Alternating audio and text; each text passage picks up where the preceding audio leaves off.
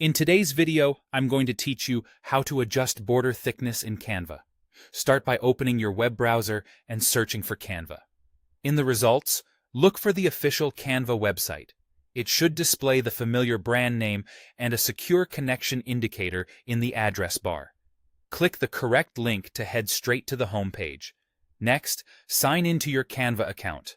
Use your usual login method, and if you're part of a team or workspace, choose the right one so you're editing in the correct place.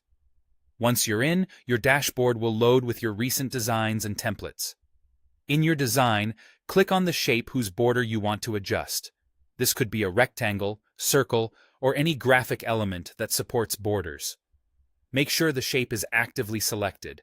You'll know it's selected when you see a bounding box and the top toolbar updates with styling options. If nothing changes in the toolbar, click the shape again to ensure it's highlighted. With the shape selected, look at the top toolbar and click the border style icon. It's represented by 3 horizontal lines and may be labeled as border style in some layouts. This opens a panel with all the outline controls you need. Now adjust the border weight to set your thickness. Drag the slider to increase or decrease the outline until it looks right for your design. For precise control, type an exact number into the input box. For example, 5 for a medium outline. Higher numbers create a bolder, more prominent border. Lower numbers keep things subtle and minimal.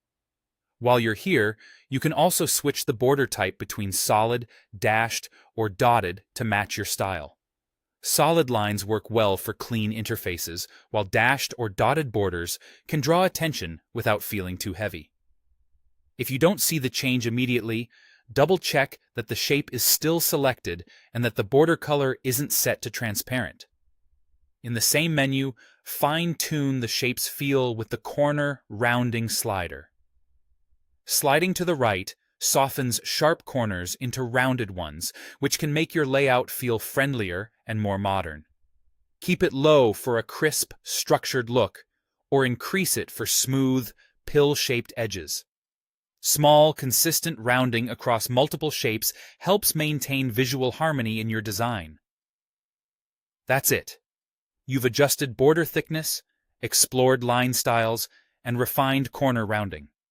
Remember, changes save automatically, and you can always use undo if you want to compare versions.